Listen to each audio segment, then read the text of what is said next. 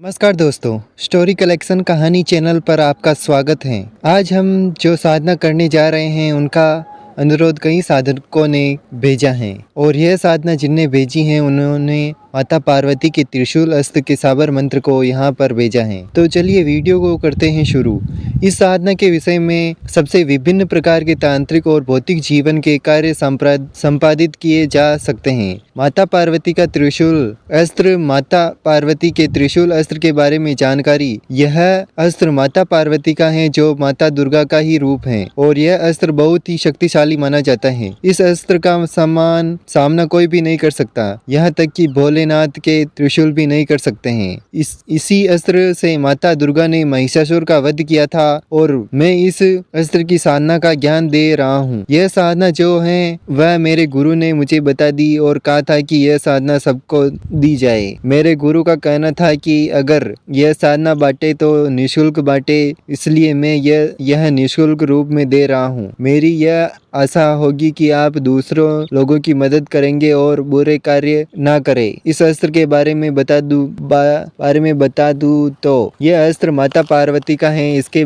कई लाभ हैं। पहले तो सुरक्षा हर प्रकार से यह प्रदान करती है। दूसरी बात यह है कि इसका लाभ हजारों और लाखों गुना है, जिनका जितना हो सके उतना संभव है। इसके द्वारा सर्व दोष नष्ट करना, अकाल मृत्यु के साथ साथ काल मृत्यु की सुरक्षा, आयु में वृद्धि और अकाल मृत्यु का टलन जाता है। इसकी सिद्धि और माता पार्वती से संभव है। काल मृत्यु बुढ़ापा जो है वह रोकता है और आयु में वृद्धि वस्त्र प्रदान करता है। इसके अलावा सर्पदोष जैसे किसी के अंदर भूत प्रेत जिन्ना मसान या बुरी शक्ति है उसको पूरी तरह से खत्म कर देना इस अस्त्र के प्रभाव में संभव है। सभी प्रकार से यह बुरी शक्तियों को खत्म करता है, यहाँ तक कि बेताल जैसे महाशक्ति का भी दमन इससे किया जा सकता है। चाहे बेताल हो भैरव भैरवी के ऊपर भी इस अस्त्र का प्रयोग करेंगे तो यह उनका भी विनाश करेगा पूरी तरह से और इसको रोका नहीं जा सकता। एक बार प्रयोग करने के बाद इस बात का ध्यान रखना है कि भैरव भैरवी के ऊपर और माता पार्वती के ऊपर इस अस्त्र को नहीं चलाना चाहिए, ऐसे में आपको पाप लगेगा। यह शस्त्र रुकता नहीं है और अपना कार्य वापस करके लौटता है। यह विभिन्न विधियों पर भी नहीं हानि पहुंचाने में सक्षम है। यह शस्त्र में ऐसा कार्य कभी न करे। इसका प्रयोग विधि में आपको बता रहा हूँ। साधना विधान से पहले कैसे आपको इस प्रयोग करना है। आपको अपनी सुरक्षा परिवार की और अस्त्र सिद्धि होने के बाद गुप्त मंत्र को अपने 3 बार पाठ करके केवल उस अस्त्र को अपने सहस्र में छुआ देना है। 3 बार मंत्र पढ़कर जो आपकी पूरी तरह से सुरक्षा करेगा, पूरी परिवार की करेगा। इसी अस्त्र छुआ देंगे तो उसकी पूरी तरह से सुरक्षा हो जाएगी। जैसे कि ऊपर अकाल मृत्यु दोस्त, काल सर्प दोष इत्यादि का निर्वहन करता है और किसी के ऊपर ये हैं सारे दोष हैं या फिर भूत प्रेत जिन्ना मसानी इत्यादि आए हैं या फिर तंत्र बाधा से पीड़ित हैं तो उसे मंत्र को 3 बार पढ़कर इंसान को छुआ देना है। उस इंसान के सभी दोष तंत्र क्रिया जो भी हुई हो जिससे शरीर में लक्षण उत्पन्न हो गए हो वह नाश हो जाएगा। इस अस्त्र में आप महाशक्ति मारण अस्त्र के रूप में भी प्रयोग कर सकते हैं। बुराई अपने आप नाश करता है के अलावा वाक्य सिद्धि त्रिकाल ऋषि इत्यादि ज्ञान भी आपको मिलता है। जैसे कि आपको कोई इंसान भूत भविष्य वर्तमान अगर उनका जानना चाहते हैं तो इस शस्त्र को 3 बार मंत्र पढ़कर अपने स्वयं के सिर पर छुआ देना है और इसी इंसान के बारे में सोचना। फिर खुद ब खुद उस इंसान के तीनों कालों के बारे में आपको जानकारी मिलने लगेगी या फिर आप खुद के बारे में भी जान सकते हो। सभी दृष्टि आपको दिखने लगते हैं। इसके माध्यम से आप षष्ठ क्रम कर सकते हैं। मारण मोहन उच्चाटन वशीकरण शांतिकरण विदेशण किसी के ऊपर वशीकरण करना। ये तो वशीकरण के समय इंसान का फोटो होना चाहिए। अगर फोटो नहीं मिलता है तो भोजपत्र पर उस इंसान का नाम लिख देना है।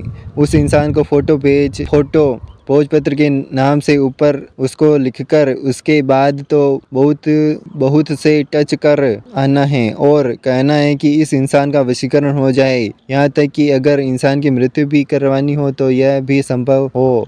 होता है। लेकिन मैं तो यही कहूँगा कि इस वशीकरण अस्त्र का कभी भी गलत प्रयोग न करें। यह विधि और विधान आप जो भी करेंगे उसका फल आपको भी बाद में भुगतना पड़ेगा, चाहे वह पिछले जन्म हो या अगला जन्म। इसके लाखों लाभ हैं। धन प्राप्ति के अपार साधन खुलते हैं। माता पार्वती की कृपा से इतना धन आता है कि आपको कुछ करने की आवश्यकता नहीं है। माता की कृपा से आपको माता लक्ष्मी की कृपा मिलती रहती रहेगी। इसका जो विधान है वह मैं आपको बता रहा हूँ। चमकानी अष्ट सिद्धि के बारे में सोचने के अगर आप इसको सिद्ध करेंगे तो शमशान नियंत्रण जल्दी से सिद्ध होता है। लेकिन माता पार्वती के त्रिशूल अस्त्र साधना के बारे में आप शमशानी के बजाय साधारण तरीके से ज़्यादा सही विधि विधान है। विधि पर आते हैं। विधि बस आपको इस प्रकार करनी है। इससे आप सोमवार से शुरू कर सकते हैं, शुक्ल पक्ष या कृष्ण पक्ष। अगर आप शुक्ल पक्ष के सोमवार से शुरू कर रहे हैं तो रात 9 बजे इसमें माला आपको रुद्र की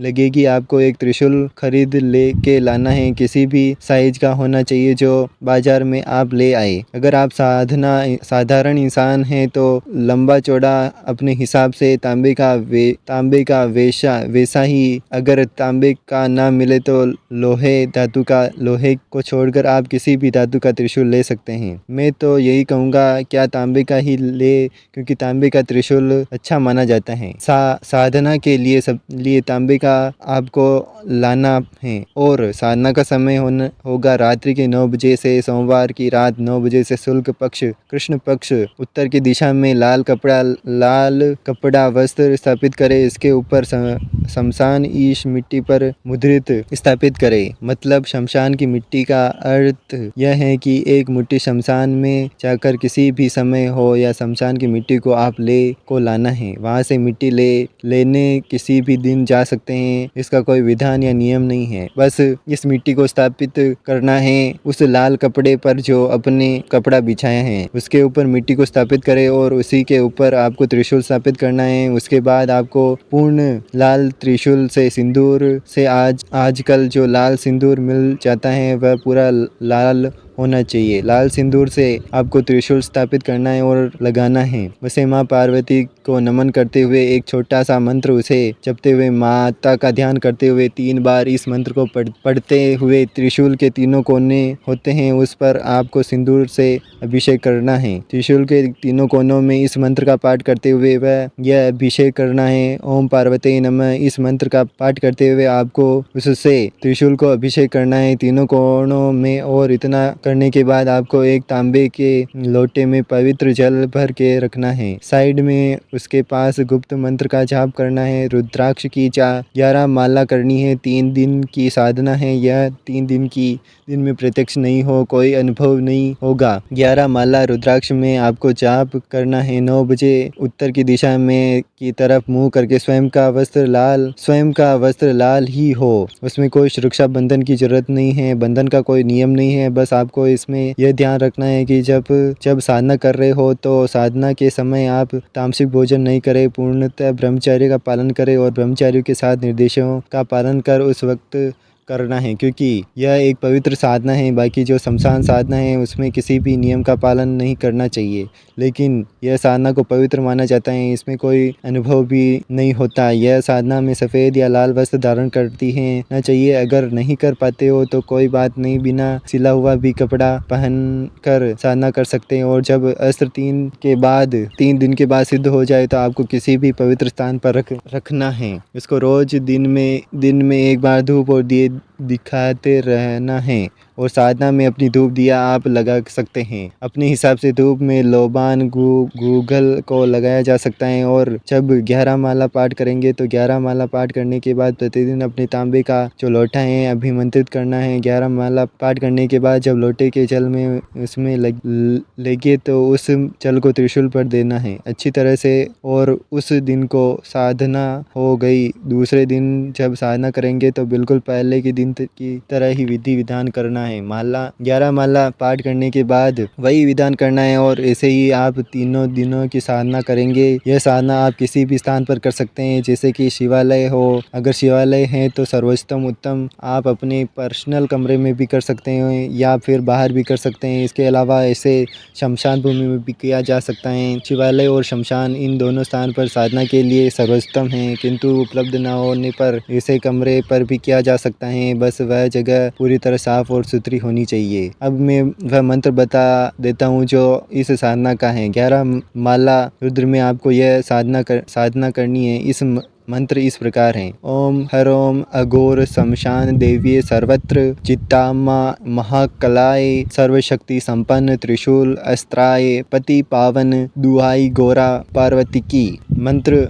एक बार फिर से सुन ले। ओम हरोम अघोरी शमशान देवी सर्व चित्तात्मा महाकलाय सर्वशक्ति संपन्न त्रिशूल सहस्त्राय पति पावन दुहाई गोरा पार्वती की। इतना ही संपूर्ण मंत्र विधान है। यह जो है साधना, इसमें आप केवल दूसरों की भलाई के लिए ही उपयोग करें, दूसरों को हानि ना पहुंचाए। इस का प्रयोग करने से किया गया कार्य लौटाया नहीं जा सकता। इसलिए आप सोच समझकर इसका इस्तेमाल करें और इसके साथ खुद की और किसी दूसरों की भी मदद करें। यही आपसे आशा करता हूँ। नचाली।